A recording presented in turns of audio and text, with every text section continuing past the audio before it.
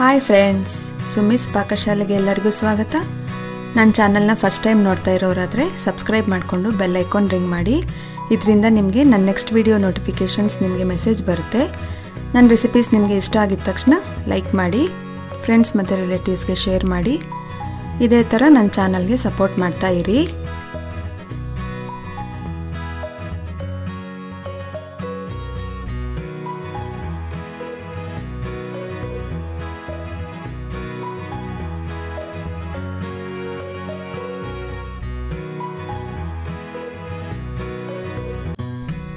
ಇವತ್ತು ವೆಜಿಟೇಬಲ್ ರವೆ ರೊಟ್ಟಿ ಮಾಡಿದ್ದೀನಿ. ಚಿರೋಟಿ ರವೆ ಮತ್ತು ಎಲ್ಲ ಥರ ತರಕಾರಿಗಳನ್ನ ಹಾಕ್ಕೊಂಡು ರುಚಿಯಾಗಿರುವಂತಹ ವೆಜಿಟೇಬಲ್ ರವೆ ರೊಟ್ಟಿ. ಈ ರೊಟ್ಟಿ ಎಲ್ಲ ಥರ ತರಕಾರಿ ಹಾಕಿರೋದ್ರಿಂದ ಆರೋಗ್ಯಕ್ಕೂ ತುಂಬ ಒಳ್ಳೆಯದು.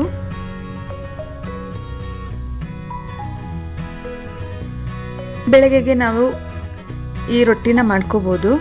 ಈ ಹಿಟ್ಟು ಮಿಕ್ಕಿರುತ್ತಲ್ಲ, ಆವಾಗ ಸಂಜೆ ಹೊತ್ತು ಈ ಥರ ಕಟ್ಲೆಟ್ ಮಾಡ್ಬೋದು, ತುಂಬ ಚೆನ್ನಾಗಿರುತ್ತೆ. ಸಂಜೆ ಸ್ನ್ಯಾಕ್ಸಿಗೆ ಈ ಥರ ಕಟ್ಲೆಟ್ ಮಾಡಿಕೊಂಡ್ರೆ ಎಲ್ಲರೂ ಖುಷಿಯಾಗಿ ತೊಗೊತಾರೆ.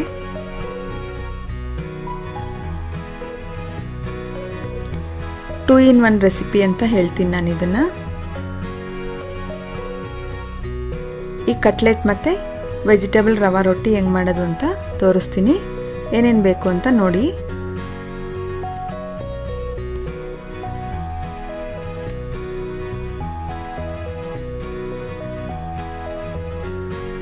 ಎರಡು ಕಪ್ಪಷ್ಟು ಚಿರೋಟಿ ರವೆ,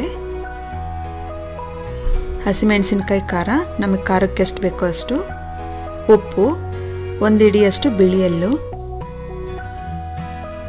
ಎಲೆಕೋಸು 1 ಕಪ್ಪಷ್ಟು, 1 ಕಪ್ಪಷ್ಟು ಈರುಳ್ಳಿ, 1 ಕಪ್ಪಷ್ಟು ದಪ್ಪಮೆಣಸಿನ್ಕಾಯಿ ಅಥವಾ ಕ್ಯಾಪ್ಸಿಕಮ್ಮು, ಒಂದು ಸ್ವಲ್ಪ ಕೊತ್ತಂಬರಿ ಸೊಪ್ಪು 1-2 ಹಿಡಿಯಷ್ಟು, 1 ಕಪ್ಪಷ್ಟು ಸೋರೆಕಾಯಿ ತುರಿದಿದ್ದೀನಿ, 1 ಕಪ್ಪಷ್ಟು ಕ್ಯಾರೆಟ್ ತುರ್ಕೊಂಡಿದ್ದೀನಿ. ನಾನಿಲ್ಲಿ ಕ್ಯಾಪ್ಸಿಕಮ್ಮು, ಈರುಳ್ಳಿ ಮತ್ತು ಎಲೆಕೋಸನ್ನ ಈ ಥರ ಚಾಪರ್ಗೆ ಹಾಕಿ ಸಣ್ಣಗೆ ಚಾಪ್ ಮಾಡಿ ಇಟ್ಟಿದ್ದೀನಿ. ನೀವು ಬೇಕಾದ್ರೆ ಚಾಕುಲ್ ಬೇಕಾದ್ರೂ ಹೆಚ್ಚಬೋದು. ಒಂದು ಅರ್ಧ ಇಂಚಷ್ಟು ಶುಂಠಿನ ನಾನು ಚಾಪರ್ಗೆ ಹಾಕಿ ತುರಿದಿಟ್ಟಿದ್ದೀನಿ.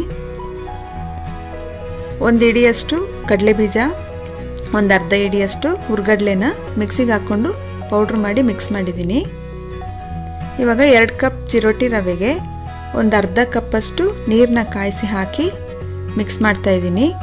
ಹಸಿಮೆಣಸಿನ್ಕಾಯಿ ಖಾರ, ಜೀರಿಗೆ ಎಲ್ಲ ಹಾಕ್ಕೊಂಡು ಮಿಕ್ಸ್ ಮಾಡಬೇಕು. ಎಳ್ಳು ಹಾಕ್ತಾಯಿದ್ದೀನಿ. ಇದೆಲ್ಲ ಮಿಕ್ಸ್ ಮಾಡಿಕೊಂಡು ಉಪ್ಪೆಲ್ಲ ಹಾಕಿ ರುಚಿಗೆ ಬೇಕಾದಂಗೆ ಸರಿ ಮಾಡ್ಕೋಬೇಕು. ಇದಕ್ಕೆ ಹೆಚ್ಚಿಟ್ಟಿರುವಂಥ ಈರುಳ್ಳಿ, ಕ್ಯಾಪ್ಸಿಕಮ್ಮು ಮತ್ತು ಎಲೆಕೋಸು,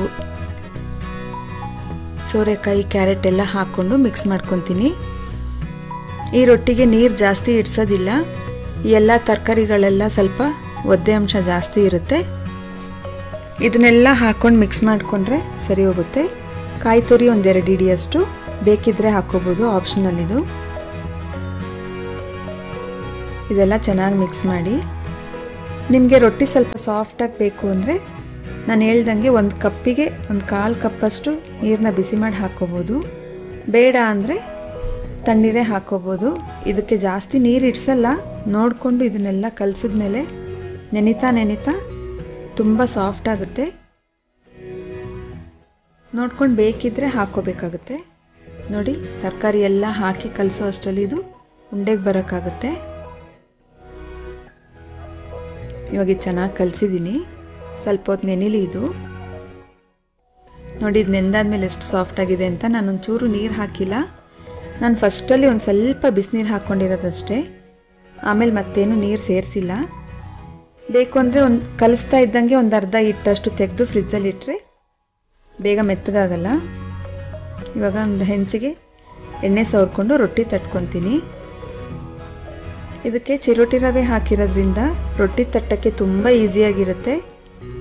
ತುಂಬ ಚೆನ್ನಾಗಿ ಸ್ಪ್ರೆಡ್ ಆಗುತ್ತೆ. ತೆಳುವಾಗಿ ಬೇಕಾದರೂ ತಟ್ಬೋದು, ಕ್ರಿಸ್ಪಿಯಾಗೂ ಬರುತ್ತೆ.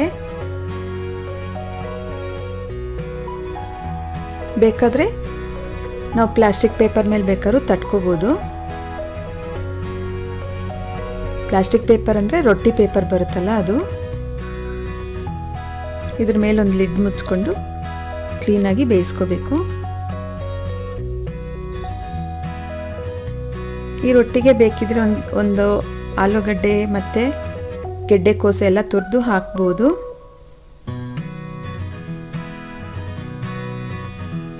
ಇದಕ್ಕೆ ಬೀಟ್ರೂಟ್ ಮತ್ತು ಮೂಲಂಗಿ ಬಿಟ್ಟು ಇನ್ನೆಲ್ಲ ತರಕಾರಿನೂ ಹಾಕ್ಬೋದು. ಬೀಟ್ರೂಟ್ ಹಾಕಿದ್ರೆ ಸ್ವಲ್ಪ ಸ್ವೀಟಿಶ್ ಮತ್ತು ಕಲರು ರೆಡ್ ಆಗುತ್ತೆ. ಮೂಲಂಗಿ ಹಾಕಿದ್ರೆ ಯಾವ ಫ್ಲೇವರು ಗೊತ್ತಾಗಲ್ಲ, ಬರೀ ಮೂಲಂಗಿ ಫ್ಲೇವರ್ ಗೊತ್ತಾಗುತ್ತೆ ಅಂತ ಅವೆರಡನ್ನು ಮಾತ್ರ ಬಿಟ್ಟು ಇನ್ನೆಲ್ಲ ತರಕಾರಿನೂ ಹಾಕ್ಬೋದು. ನೋಡಿ, ಈಗ ವೆಜಿಟೇಬಲ್ ರವಾ ರೊಟ್ಟಿ ರೆಡಿ ಇದೆ. ಎಷ್ಟು ಚೆನ್ನಾಗಿ ರೋಸ್ಟಾಗಿ ಚೆನ್ನಾಗಿ ಬಂದಿದೆ. ಎಲ್ಲರೂ ಒಂದ್ಸಲ ಬೆಳಗಿನ ತಿಂಡಿಗೆ ಈ ರೊಟ್ಟಿನ ಟ್ರೈ ಮಾಡಿ ಹೆಂಗೆ ಬಂತು ಅಂತ ಕಮೆಂಟ್ ಮೂಲಕ ನಂಗೆ ತಿಳಿಸಿ. ಸಬ್ಸ್ಕ್ರೈಬ್ ಮಾಡ್ದಲೇ ಇರೋರು ಸಬ್ಸ್ಕ್ರೈಬ್ ಮಾಡಿಕೊಂಡು ಬೆಲ್ ಐಕಾನ್ ರಿಂಗ್ ಮಾಡಿ. ಇವಾಗ ನಾನು ಇದೇ ಹಿಟ್ಟಲ್ಲಿ ಸಾಯಂಕಾಲ ಸ್ನ್ಯಾಕ್ಸಿಗೆ ಕಟ್ಲೆಟ್ ಹೆಂಗೆ ಮಾಡೋದು ಅಂತ ತೋರಿಸ್ತೀನಿ. ಇವಾಗ ನೋಡಿ, ಒಂದು ಸ್ವಲ್ಪ ಹಿಟ್ಟು ಉಳಿದಿದೆ.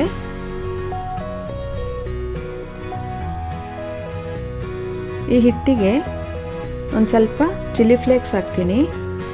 ನೀವು ಚಿಲ್ಲಿ ಫ್ಲೇಕ್ಸ್ ಬದಲು ರೆಡ್ ಚಿಲ್ಲಿ ಪೌಡರ್ ಬೇಕಾದ್ರೂ ಹಾಕ್ಕೋಬೋದು.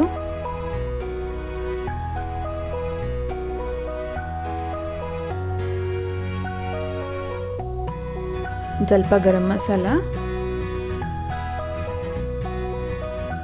ಮಸಾಲ ಹಾಕಿದ್ದೀನಿ. ಈ ಹಿಟ್ಟಿಗೆ ಇವೆಲ್ಲ ಹಾಕೋದ್ರಿಂದ ಕಟ್ಲೆಟ್ ಟೇಸ್ಟ್ ಬರುತ್ತೆ.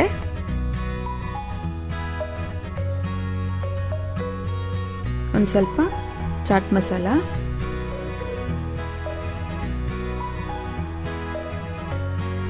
ಇದಕ್ಕೆ ನಾನಿಲ್ಲಿ ಉಪ್ಪು ಹಾಕಿಲ್ಲ. ಒಂದು ಈರುಳ್ಳಿನ ಒಂದು ಸ್ವಲ್ಪ ದಪ್ಪಕ್ಕೆ ಹೆಚ್ಚಾಕಿದ್ದೀನಿ. ಒಂದು ಸ್ವಲ್ಪ ಕೊತ್ತಂಬರಿ ಸೊಪ್ಪು ಹಾಕಿದ್ದೀನಿ. ಇದನ್ನೆಲ್ಲ ಮಿಕ್ಸ್ ಮಾಡಿಕೊಂಡು ಟೇಸ್ಟ್ ನೋಡಿಬಿಟ್ಟು ಬೇಕಿದ್ರೆ ಉಪ್ಪು ಹಾಕ್ಕೋಬೋದು. ಒಂಚೂರು ಬೆಳ್ಳುಳ್ಳಿ ಪೇಸ್ಟ್ ಹಾಕ್ತೀನಿ. ಶುಂಠಿ ನಾನು ಆಗಲೇ ಹಿಟ್ಟಿಗೆ ಹಾಕಿರೋದ್ರಿಂದ ಶುಂಠಿ ಏನು ಹಾಕ್ತಾ ಇಲ್ಲ, ಬರೀ ಬೆಳ್ಳುಳ್ಳಿ ಹಾಕಿದ್ರೆ ಸಾಕು. ಇದನ್ನೊಂಚೂರು ಚೆನ್ನಾಗಿ ಮಿಕ್ಸ್ ಮಾಡಿಕೊಂಡು ಟೇಸ್ಟ್ ನೋಡಿಕೊಂಡು ಉಪ್ಪು ಖಾರ ಏನಾದ್ರು ಬೇಕಿದ್ರೆ ಸರಿ ಮಾಡ್ಕೋಬೋದು. ನಾನಿಲ್ಲೊಂದು ಇಡಿಯಷ್ಟು ಗಟ್ಟಿ ಅವಲಕ್ಕಿನ ಪೌಡ್ರ್ ಮಾಡಿದ್ದೀನಿ. ಅವಲಕ್ಕಿ ಹಾಕೋದ್ರಿಂದ ಹಿಟ್ಟು ಸ್ವಲ್ಪ ಗಟ್ಟಿಯಾಗಿ ಬರುತ್ತೆ, ಸ್ವಲ್ಪ ಕ್ರಿಸ್ಪಿಯಾಗೂ ಬರುತ್ತೆ.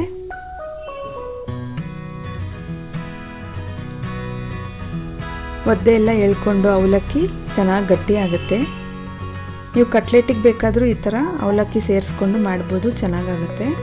ನೋಡಿ, ಇವಾಗ ಇದು ಚೆನ್ನಾಗಿ ಗಟ್ಟಿಯಾಗಿದೆ. ಸ್ವಲ್ಪ ಕೈ ಎಣ್ಣೆ ಮಾಡಿಕೊಂಡು ಇದನ್ನು ಕಟ್ಲೆಟ್ ಸೈಜಿಗೆ ಉಂಡೆ ಮಾಡ್ಕೊತೀನಿ. ಉಂಡೆ ಮಾಡಿಕೊಂಡು ಕೈ ಮೇಲೆ ಒಂದು ಸ್ವಲ್ಪ ತಟ್ಟಿ ಫ್ಲ್ಯಾಟ್ ಮಾಡ್ಕೋಬೇಕು. ನಾನಿಲ್ಲಿ ತವಾ ಫ್ರೈ ಮಾಡೋದ್ರಿಂದ ಒಂದು ಸ್ವಲ್ಪ ತೆಳ್ಳಗೆ ಮಾಡ್ತಾಯಿದ್ದೀನಿ. ಒಳಗಡೆ ಎಲ್ಲ ಚೆನ್ನಾಗಿ ಬೇಯುತ್ತೆ ಅಂತ ಸ್ವಲ್ಪ ತೆಳ್ಳಗೆ ಮಾಡ್ಕೋಬೇಕು. ನೀವು ಡೀಪ್ ಫ್ರೈ ಬೇಕಾದ್ರೂ ಮಾಡ್ಬೋದು. ನಾನಿಲ್ಲಿ ತವಾ ಫ್ರೈ ಮಾಡ್ತಾಯಿದ್ದೀನಿ.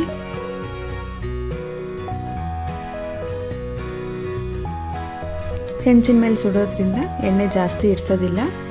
ಒಂದು ಸ್ವಲ್ಪ ಮೇಲೆ ಎಣ್ಣೆ ಹಾಕಿದ್ರೆ ಸಾಕಾಗುತ್ತೆ. ನಾನು ಇದೇ ಥರ ಎಲ್ಲ ಉಂಡೆಗಳನ್ನ ಈ ಥರ ಹೆಂಚ ಮೇಲೆ ಹಾಕ್ಕೊತೀನಿ.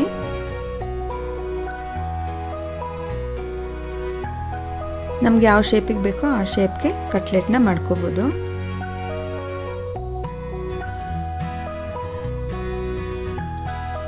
ಹೆಂಚ ಮೇಲೆ ಫಸ್ಟ್ ಎಣ್ಣೆ ಸವರ್ಬಿಟ್ಟು ಕಟ್ಲೆಟ್ಗಳನ್ನ ಹಾಕ್ಕೊಳ್ಳಿ. ಎಲ್ಲ ಕಟ್ಲೆಟ್ನ ಈ ಥರ ಹಾಕ್ಕೊಂಡ್ಮೇಲೆ ಒಂದು ಸ್ವಲ್ಪ ಎಣ್ಣೆ ಹಾಕ್ಕೊಂಡು ಇದನ್ನು ಫ್ರೈ ಮಾಡಬೇಕು. ಫಸ್ಟ್ ಒಂಚೂರು ಹೆಂಚು ಕಾಯೋವರೆಗೂ ಹೈ ಫ್ಲೇಮ್ ಇರಲಿ. ಆಮೇಲೆ ಒಂಚೂರು ಮೀಡಿಯಮ್ ಫ್ಲೇಮ್ ಮಾಡಿಕೊಂಡು ಕಟ್ಲೆಟ್ಗಳನ್ನ ತಿರುಗಿಸ್ತಾ ಇರಬೇಕು. ನೋಡಿ, ಇವಾಗ ಇದನ್ನು ತಿರುಗಿಸ್ತಾ ಇದ್ದೀನಿ. ಸ್ವಲ್ಪ ರೋಸ್ಟ್ ಆಗಿದೆ. ಇದೊಂಚೂರು ಚೆನ್ನಾಗಿ ಗೋಲ್ಡನ್ ಬ್ರೌನ್ ಆಗೋವರೆಗೂ ರೋಸ್ಟ್ ಮಾಡ್ಕೋಬೇಕು. ಮಧ್ಯ ಮಧ್ಯ ತಿರುಗಿಸ್ಕೊಳ್ತಾ ಸ್ವಲ್ಪ ಎಣ್ಣೆ ಹಾಕ್ತಾ ಇದನ್ನು ಚೆನ್ನಾಗಿ ರೋಸ್ಟ್ ಮಾಡ್ಕೊತೀನಿ. ನೋಡಿ, ಇವಾಗ ಎಷ್ಟು ಚೆನ್ನಾಗಿ ರೋಸ್ಟ್ ಆಗಿದೆ ಅಂತ. ಇನ್ನೊಂಚೂರು ರೋಸ್ಟ್ ಆದರೆ ಸಾಕು.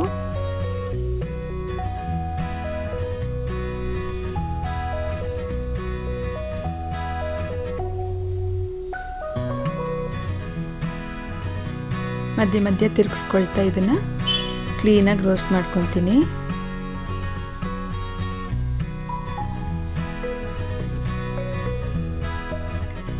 ನೋಡಿ ಇದು ಇವಾಗೆಲ್ಲ ಆಗಿದೆ. ನಾನು ಇದನ್ನೊಂದು ಸರ್ವಿಂಗ್ ಪ್ಲೇಟಿಗೆ ಸರ್ವ್ ಮಾಡ್ತಾಯಿದ್ದೀನಿ. ಸಾಸ್ ಜೊತೆ ವೆಜಿಟೇಬಲ್ ರವಾ ಕಟ್ಲೆಟ್ ರೆಡಿ ಇದೆ. ಸಂಜೆ ಸ್ನ್ಯಾಕ್ಸಿಗೆ ಈಸಿಯಾಗಿ ಮಾಡ್ಕೋಬೋದು. ನೋಡಿದ್ರಲ್ಲ 2 in 1 ರೆಸಿಪಿ ಹೆಂಗೆ ಮಾಡೋದು ಅಂತ. ಎಲ್ಲರೂ ಒಂದ್ಸಲ ಈ ಥರ ಟ್ರೈ ಮಾಡಿ, ತುಂಬ ಚೆನ್ನಾಗಿರುತ್ತೆ.